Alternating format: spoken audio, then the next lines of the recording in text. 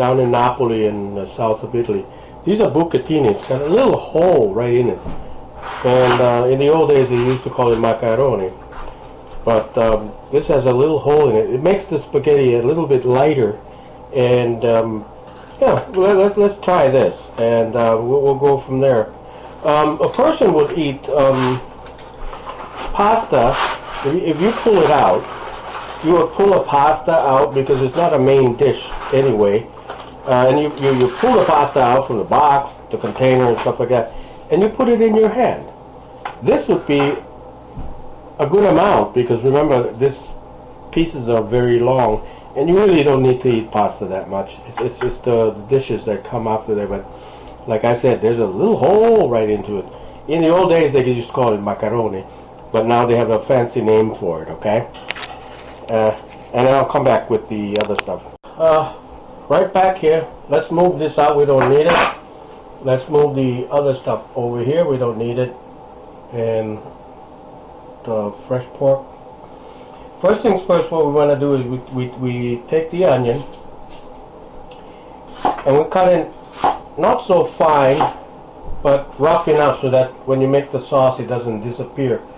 You cut it down into pieces like this, and it's nice to have a fast pasta without having all that fancy thing, because you spend your time julienning and everybody wants to show their knife skills, but listen, you don't have to do a knife skill or anything, just make sure you cut it correctly and that's about it. You know, we're not in a what do you call, we're not in called a line kitchen. It's home cooking. Take your time, enjoy it with your friends, and everybody can help. That's it. Here, this is the rough cut of onions. You know, if you take the onions, you cut it rough, it'll fall apart by itself. Okay? And then you take your garlic and you pound it. Pound it. Pound it. Okay?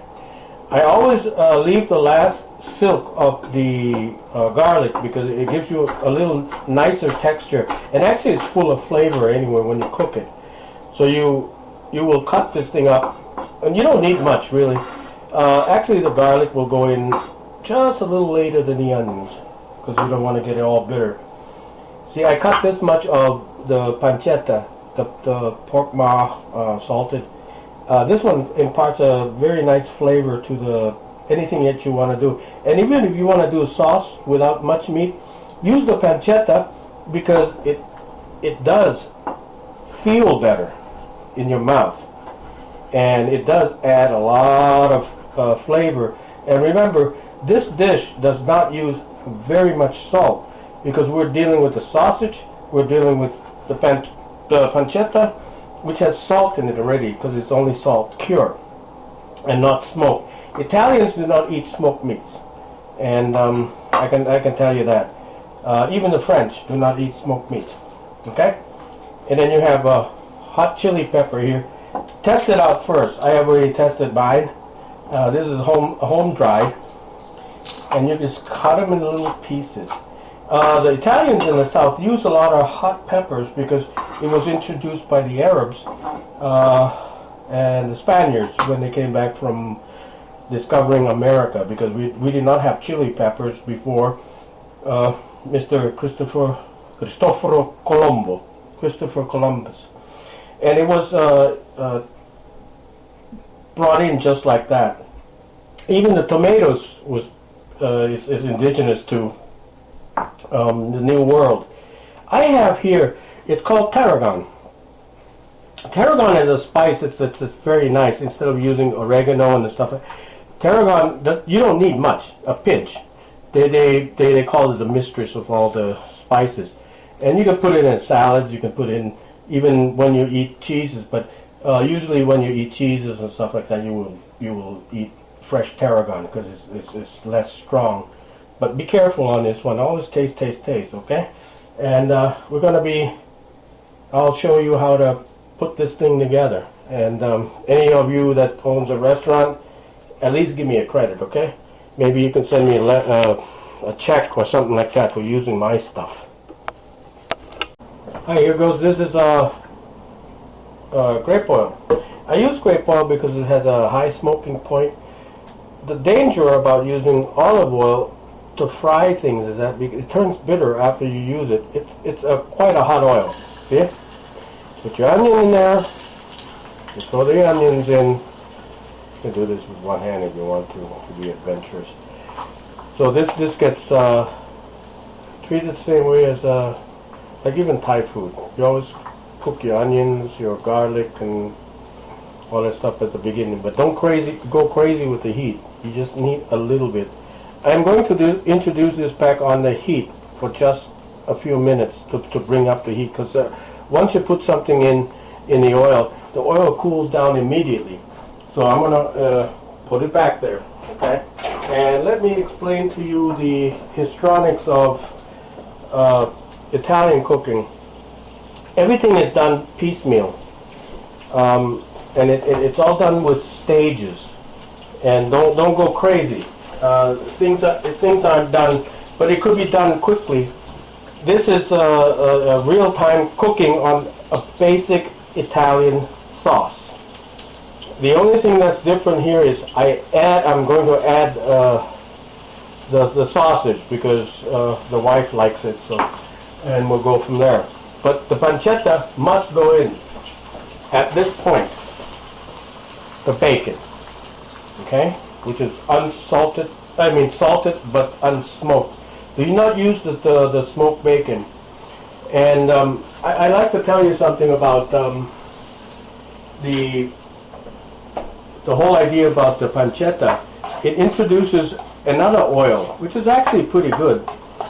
They found out that over the years, people say, oh, pork lard and all this stuff is not good. And they found out, not bad. With all that crap you're eating now, with the vegetable oils that has been processed by factories and stuff, and actually you find out it's actually not good for you. But who knows? Look at the Chinese. They're a billion people. They've been eating pork fat for 7,000 years. So, prove me wrong. I really don't care. But anyway, the pancetta and the onions are cooking right now. We're going to need to brown it a little bit, and then we're going to be deglazing with the wine, and then we go from there. The rest is the finish, and it's important that you do not cook the garlic before the onion is done, because it'll end up being very bitter. And the nice thing is that if you take the pancetta and the pancetta in here, you see the onions are getting translucent.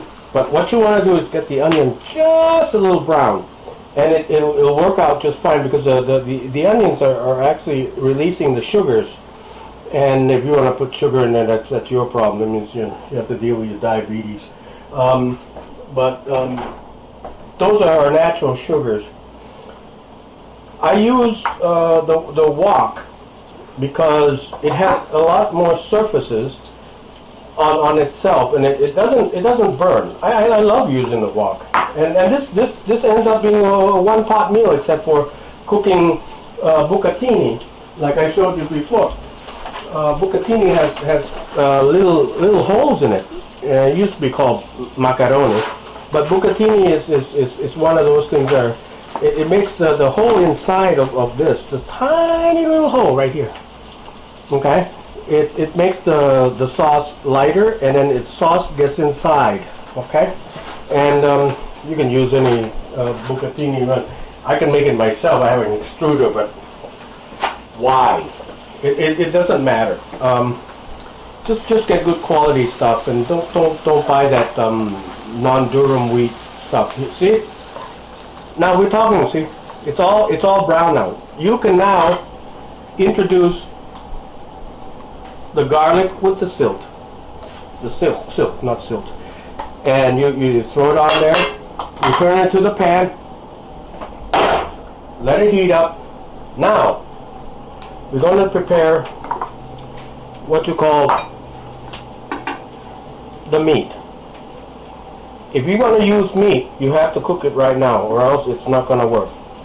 The pepperoncini here, the chili peppers that I dried from my garden, and the tarragon will go in just a little later after this meat is being cooked. This is the sausage. Okay, we need to brown this immediately because there's no time to waste.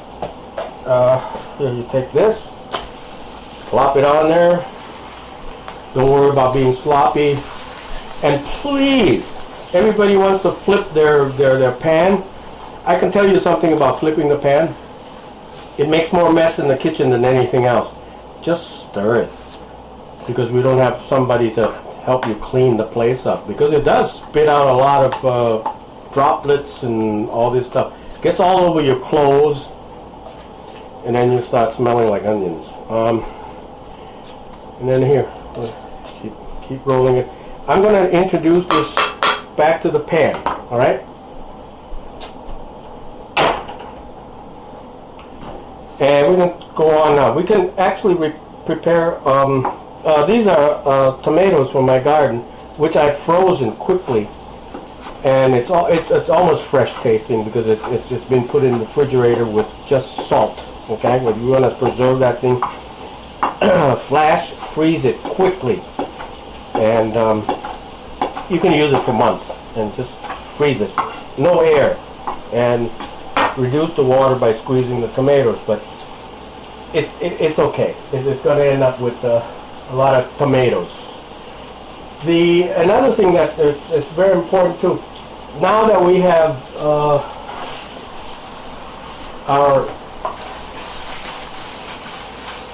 meat in there, see, it's turning color, and what you want to do is try to fire it on the highest flame that you can, that the onions and everything blend together, but not like, you know, smoking hot. And then looks like we need about 2 minutes more, but I'll try to make it faster. Why don't we do this just to shorten the video? I'll come back and show you what we need to do. Okay, this is the brown out, and we don't want to get it any browner because it turns bitter. And you know that the garlic is in there, so we stop the process. What I like to do is actually put in a little of my homemade sauce here, just a little bit, okay? Because you might not even need more. I take the lime, I put down in there, and we deglaze it. Okay. Now, pepperoncini.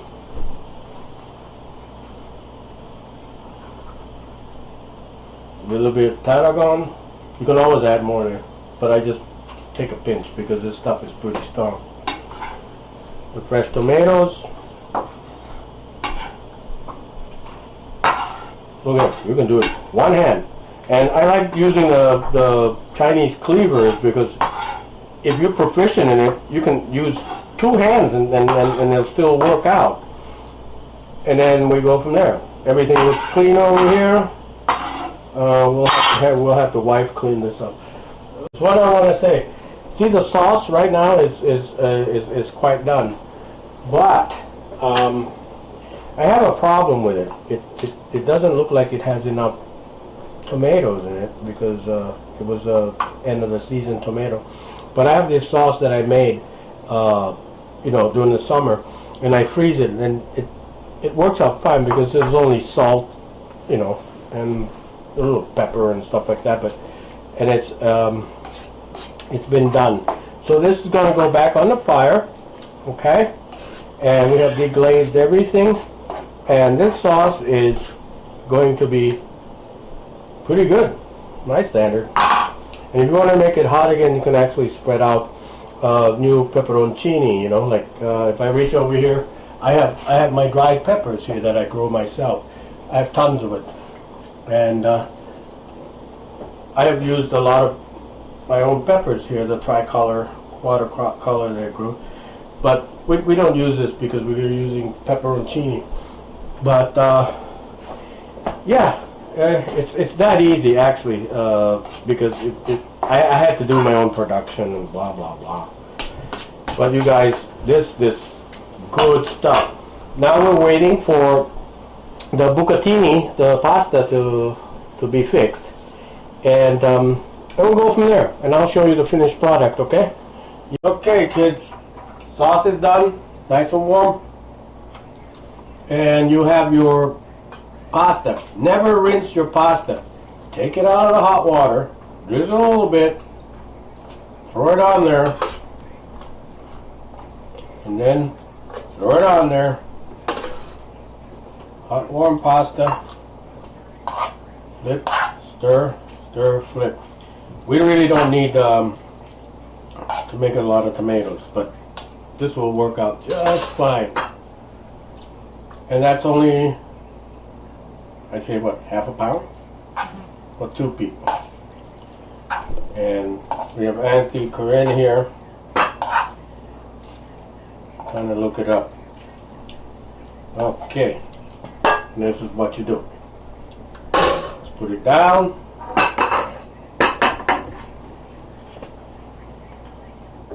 That's when I say drizzle olive oil, always makes it better.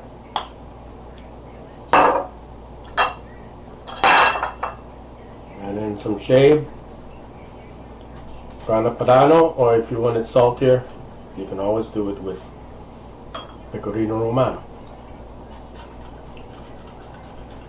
And you can actually, put on some parsley or any other spices that you want, but usually I don't, half of the time it starts to get boring and you put the same thing down.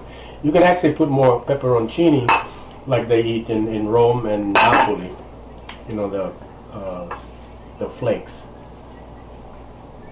And then we go, give a little twist, twist.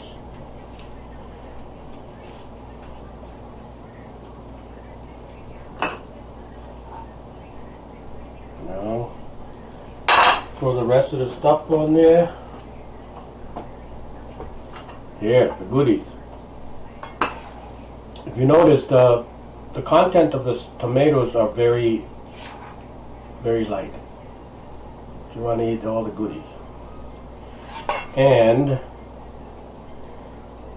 what you want to do is decorate your plate a little bit. You can always put parsley on here. You can actually put sage or whatever it is, but for me this is good enough because you got all the goodies in there already, so it doesn't need any more. And we go from there, and we got the thing,